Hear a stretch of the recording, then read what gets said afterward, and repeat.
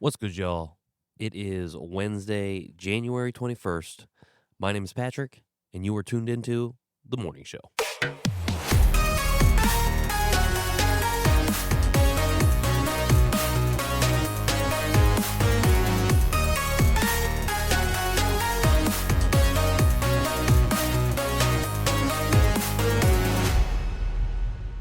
All right. Purdue fan here, still reeling from Monday's outcome of the national championship. Of course, I have been vocally in support of IU winning this game, which they did. I think a national championship by IU is good for the state. I think it brings a lot of much needed attention to the things going on here. I also think that inadvertently it is going to put even more eyes on the university itself, which is currently experiencing a hostile takeover, or has already experienced it, honestly, from Governor Mike Brown, who has removed a number of board of trustee members, and installed his own people that are loyal to him and people that will follow along with I don't know how else to say it, a right wing agenda.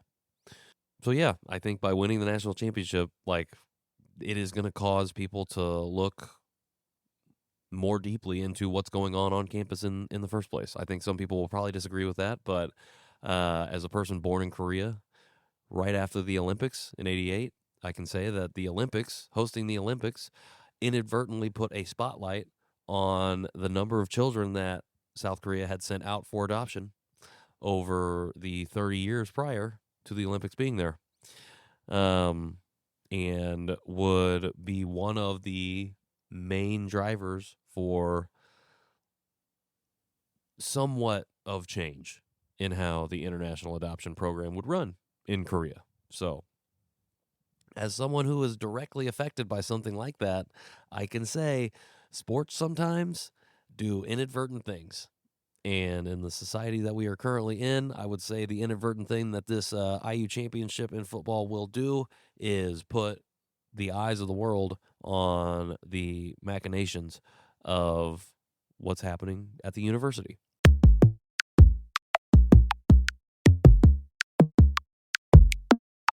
And I guess the reason that I'm talking about this, in the last few days, the World Economic Forum has kicked off, and I've been seeing a lot of clips on Tuesday of stuff happening there. And there were a lot of things that I felt like I wanted to talk about or maybe touch on, but I would just refer you to any number of social media platforms.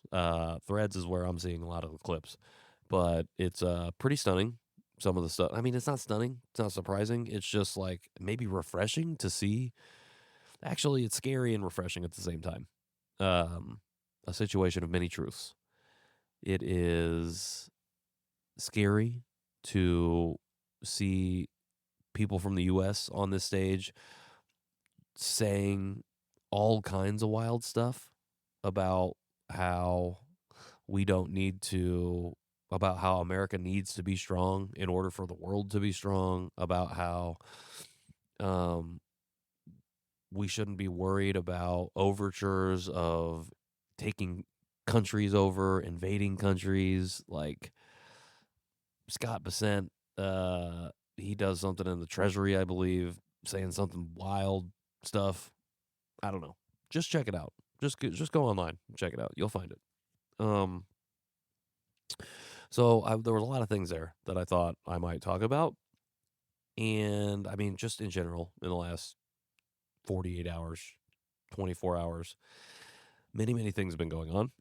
Um, However, when I was scrolling, I came across um a video of uh Mark Fletcher II, who number 4 for Miami, running back, great player.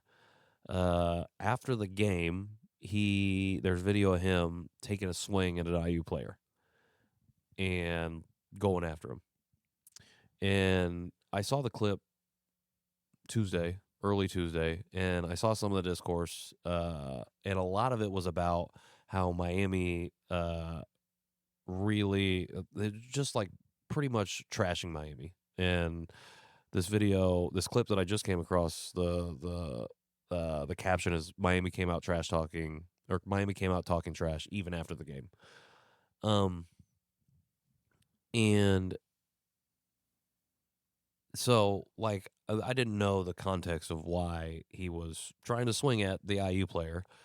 But somebody reposted this clip and said the word is something was said about Mark Fletcher's deceased father, and they talked about his dad who passed away on the broadcast. They talked about why he wears he had eye black on, and it had a message, and it was the initials of his dad, the initials of his dad's nickname. And they also shared that before every game, this actually might make me cry. Before every game, he calls his dad's phone and leaves him a voicemail, or he calls him and leaves him a voicemail, or texts him the same message. And like it made me really emotional when I saw it on the broadcast. It's making me emotional now. Just because it's like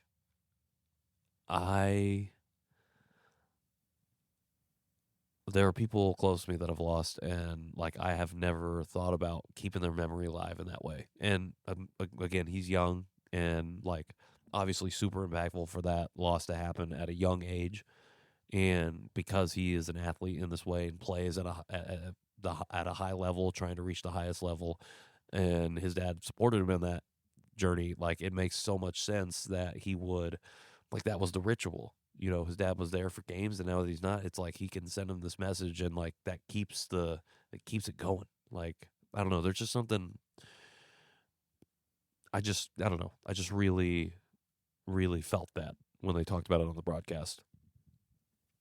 And so, okay, so this person who retweeted this, they said the word is something was said about Mark's deceased father. If you guys actually watch football, you'll see that Mark hasn't ever done this. Again, y'all don't watch ball. And that made me think about one of the people who commented on my thread from Monday, and they said they posted or they shared like a poster that said it's the Hicks versus the Convicts. And I was just like, a lot of thoughts, but the number one thought is like, man, why are we just so racist that it's just like we just think it's funny? And I mean, I say that because I grew up in a town that these types of jokes would be made, and like you did not have good thoughts about black people. Like there were no good opinions floating around Rensselaer, Indiana, about black people. I'm just being for real. Even with like 20 black people in the town, there 100% thought of less than, in the same way that I was probably thought of in that way. But as an Asian person, probably wedged right in between the black people and the white people, because that's what happens. White people like to use us as that wedge. That this idea of the convict, first off, 100% racially motivated language and rhetoric, because prisons were designed to literally re-enslave black people, because slavery was abolished, or at least slavery was ended with the 13th Amendment and yada, yada, yada. So they needed a way to continue utilizing black people's labor. And now that they were free, how are they going to do that? Well, let's call them convicts. Let's call them criminals, and let's put them in jail, and then we can work them for free or pennies on the dollar. And so this actually, like, this idea of convict has, I think, been associated with Miami for a long time, because I think Miami football, especially in the 80s and 90s, I think those teams had this reputation of having players who were quote unquote criminals. And those teams were majority black, and those teams moved with a swagger. There's a really good documentary, ESPN 30 for 30, about the U, Miami, talking about those teams, I believe, and that's one of the subjects they talk about is this idea of the convict. But I'm pretty sure the Hicks versus convicts was actually used when Nebraska played Miami in at least one of those championships games. Now that I'm thinking about it, so this is not even original. It's not even original uh, racism. Which racism is? It's just we just use and we turn and burn and we keep using the same things over and over again because God forbid we treat people like human beings. But so not even original racism. But another thing that it made me think about, other than just like this idea of like where this like idea came from and why we use it in the first place, is like I'm seeing. Okay, I said IU winning this game would be good for the state of Indiana, and I stand on that wholeheartedly. I also am seeing like this rhetoric from IU fans, particularly white IU fans, who feel like I don't know, just like I don't know. I don't know how to describe it. Like an elitism about it, about the win. And I think this kind of discourse that I'm seeing, and you know what? I'm not telling people not to celebrate the win. I'm just saying like the way that it's coming off to me. Again, admittedly a Purdue fan, so I got some bias for sure. And the way that like these things, like the things being said both about Miami and about this win by IU fans, is just like I don't know. It's not hitting right. It's not like sitting right with me. And it's not everybody, but like there's more than enough that it has given me pause of being like even feeling like I can be celebratory because of it. And again, this is only 48 hours removed from the game, so like not a lot of time to really think about it. But I'm just saying like things that I'm noticing as we get farther and farther away from the game. And I think when I think about this discourse, particularly from white Hoosiers, white IU fans, juxtaposed with this like people in the comments on social media like perpetuating the convict narrative, and then taking the situation with Mark Fletcher and immediately ascribing like full and total blame on him without the context of like, oh, maybe the IU player talked some shit about his dad that died. And like I think we are jumping the gun way too quickly to condemn somebody like Mark Fletcher because we're so caught up in the revels of winning the first national championship, of being the greatest college football story of all time, of again, I heard somebody say it today, winning a football championship before Purdue. I heard somebody today tell me that they actually were rooting against Purdue when they reached the national championship game in 2024. I'm like, come on, bro. And again, admittedly, I was a Purdue fan that did the IU sucks chant for a long time. I feel like I feel like I was one of the first to jump off the train because I'm like, this is also not sitting right with me. But that's kind of what I'm talking about. It's just what I'm feeling. It's just like something is off about what's coming out of the win. And I think it's like, and I get it as a sports fan, like wanting the world to be separate, what's happening in the world to be separate from what's happening on the field, on the court, on the pitch, whatever your sport of choice is. Wanting those things to be separate because it's meant to be an escape. Meant to be an escape. And like the reason I wrote that thread about like it would be so great if Fernando Mendoza in his MVP speech denounced ICE and denounced the actions of ICE. Like that would be so good for the country, I think. The reason that I said that is like there has to be a point when we realize that what we're trying to escape is not escapable. It is inescapable. And sometimes when we have a level of privilege to play a game at the highest levels and position ourselves to be very handsomely rewarded from a monetary standpoint, just off the first contract and being drafted, there has to be a point where we are using our privilege and stepping it beyond ourselves. The reason, okay, so a lot of people told me like Fernando Mendoza is not going to do that. He, Cuban immigrant or son of Cuban immigrants who are from Florida, and I guess Cuban Americans in Florida are pretty MAGA-ish, I guess. This is what people were telling me on social media. I have not done any research.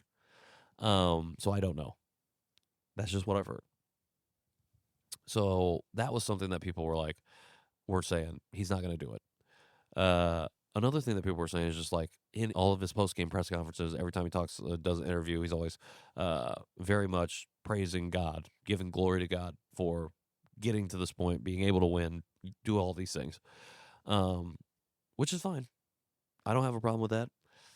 But that was another reason people were like, he's probably not going to say it. Like he's just going to say that. And somebody even said he's going to say something about synergy, which he did, and that made me laugh when he said that. And like I get all the reasons why he probably wasn't going to do it. That's why I'm saying like it would be so powerful if he were one of the people to do it. Like this is a dude. Could you imagine? This dude just cemented himself on every highlight reel for the college football playoff for the rest of time with that 4th and 4 touchdown run. Like, bro, he is forever immortalized because of that. And I realize in the moment of an interview, a post-game interview or whatever, you're probably not thinking about what's happening in the world. You're thinking about you're in that moment. I get that. I 100% get that. And how fucking powerful would it have been were he to be like, this is so much bigger than me. Like, this moment is so much bigger than me. There are things happening to immigrants like me right now, all across the country, that just aren't good. And like, that's just not the way that we do stuff. That's not the godly way. That is not the way of God, of the Christian, who he is. Like, I just think it would have been so powerful for him to have done that. And again, with a 1% expectation for him to have done it. But, that's what hope is. Hope starts small. And I was hopeful. And if you listened to the episode yesterday, you know that those hopes were easily dashed. And we laughed about it. Thinking about this Mark Fletcher situation, thinking about the discourse of IU fans after this win, thinking about the state of the world currently and where we are as a society, thinking about all those things, I'm just like, I think I want more from the people who have more privilege than me. I want more. Because I don't know that we get through all of this if the people with the highest levels of privilege, the highest amount, the most privilege, aren't doing more. Episode 5, 6, whatever episode Stretch was on, he mentioned it, but when I had him on Conversation Piece, this is the first time I heard him share this. He said that if I'm not doing more than what I am supposed to, I'm not doing enough. And I think that's something that's always stuck with me. And I think that on one hand, like the grind mentality it's over. Like we're over it. And so I would never tell anybody to overwork themselves for any reason. Like there is no reason to have to do that. I don't think you need to do that. Not that you don't have to work hard, but you don't have to do more. You don't have to do more than what you've been asked to do if that's not something that is going, or if that's something that's going to be like extractive, like in ways that you don't need extracted from.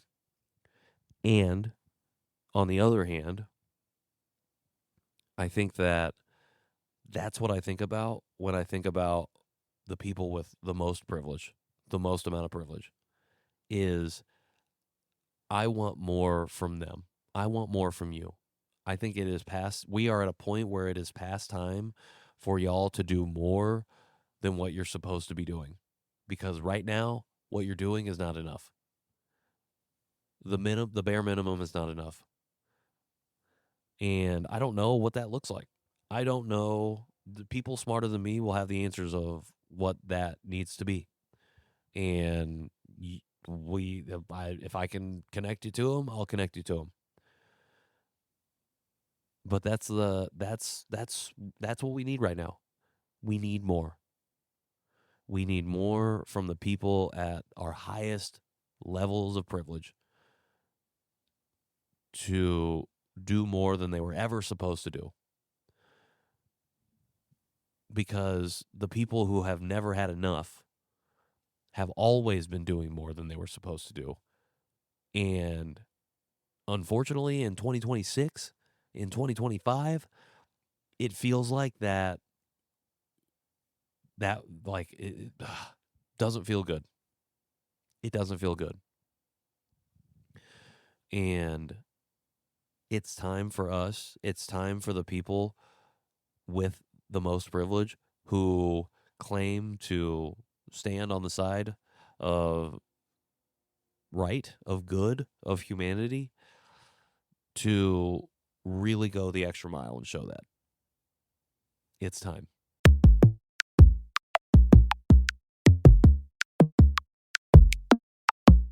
Thanks for everybody for tuning in to my conversation with Carla Lopez Owens, episode 12. She is amazing. And we talk a little bit about some of this stuff, about the use of privilege and what we do when we get seats at the table. So make sure you go check that out if you haven't already. Thanks for listening to the morning show. I really appreciate that. The rest of this week, I'm not 100% sure what I'm going to be covering specifically, but I am excited to talk about whatever it is I'm going to talk about. And you'll find out because you'll be here with me. And then I have a really great interview lined up for Friday. So I will talk a little bit more about that on Friday's episode. But until then, I've been Patrick Armstrong, and I'll see you tomorrow.